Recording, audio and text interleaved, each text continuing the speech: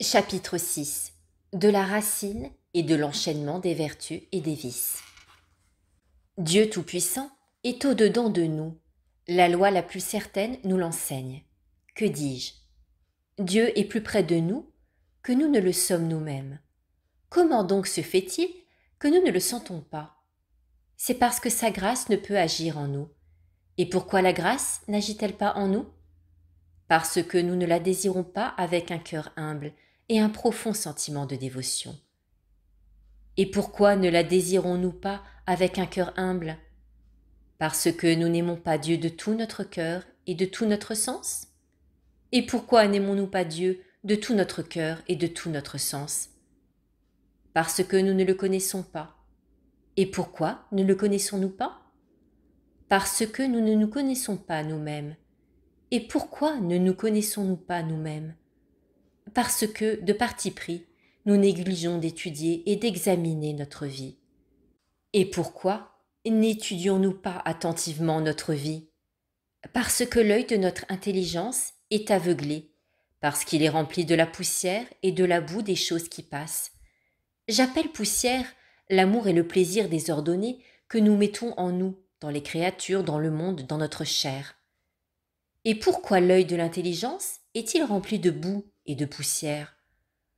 Parce que nous ne voulons pas mourir à notre sensualité et nous tourner vers Dieu de tout notre cœur. Voilà pourquoi la lumière de la grâce divine n'opère pas en nous. Par opposition, voyons maintenant l'enchaînement des vertus.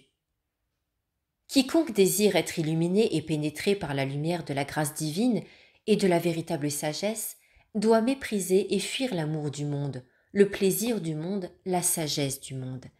Dès lors, plus je suis rempli de la sagesse divine, et plus je trouve d'amertume dans les choses du monde en me renonçant moi-même.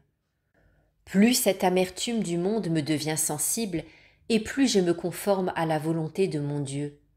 Plus j'obéis à Dieu, et plus je jouis de la paix du cœur et de la sérénité de la conscience.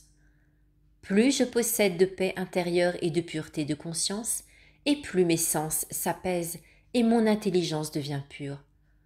Plus mon intelligence est pure, et mieux je connais mon Dieu.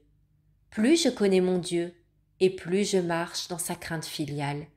Plus cette crainte filiale de mon Dieu se développe en moi, et plus je suis rempli de son amour. Plus j'aime mon Dieu, et mieux j'observe ses préceptes, sa doctrine, ses institutions. Mieux je garde les institutions et les préceptes de mon Dieu, et plus j'évite les péchés. Plus j'évite les péchés, et mieux je me tiens recueilli en moi-même. Plus je me tiens recueilli en moi-même, et mieux je me connais.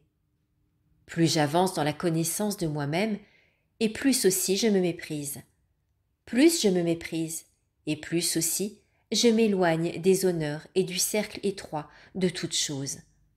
Plus je fuis les biens et les honneurs, et plus aussi je deviens pauvre volontairement. Plus je suis spontanément pauvre, et moins je me plains de ce qui me manque. Moins je me plains de ce qui me manque, et plus je suis patient. Plus je suis patient, et plus aussi je suis humble. Plus je suis humble, et plus aussi je me garde de mépriser ceux qui me méprisent.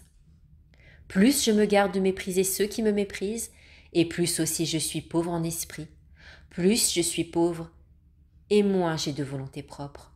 Moins je possède de volonté propre, et plus je veux uniquement ce que Dieu veut. Plus je veux exclusivement ce que Dieu veut, et plus aussi Dieu lui-même veut ce que je veux. Et c'est ainsi que je suis illuminé, que je suis fondu dans la lumière, que je deviens un seul esprit avec Dieu. Mais pour en arriver là, il faut le détachement complet absolu, l'abstraction totale de toute créature. Il n'est pas douteux que l'homme est un composé de temps et d'éternité. Par conséquent, plus il s'attache aux choses matérielles et se repose en elles, plus il s'éloigne des choses éternelles, qui lui apparaissent alors toutes petites, absolument comme un objet placé à une grande distance paraît petit à celui qui le regarde. Se fixer aux créatures, c'est se condamner à n'avoir jamais la vraie paix. Que dis-je? C'est s'aveugler, se refroidir dans l'amour divin, se rendre instable insatiable comme les créatures fugitives elles-mêmes vers lesquelles on se tourne. Ainsi donc, voulez-vous être libre, dégagé de tout défaut et de tout vice, commencez par vous libérer de l'amour et de l'attachement aux créatures périssables, quelles qu'elles soient. Il est bien difficile de concilier ensemble l'amour de Dieu et l'abondance des choses temporelles. L'amour divin, en effet, est du feu, et ce feu consume tout ce qu'il y a de terrestre. Il fait le vide dans l'homme. Par conséquent, l'abondant de toutes les choses temporelles, c'est l'entrée dans les choses éternelles et divines.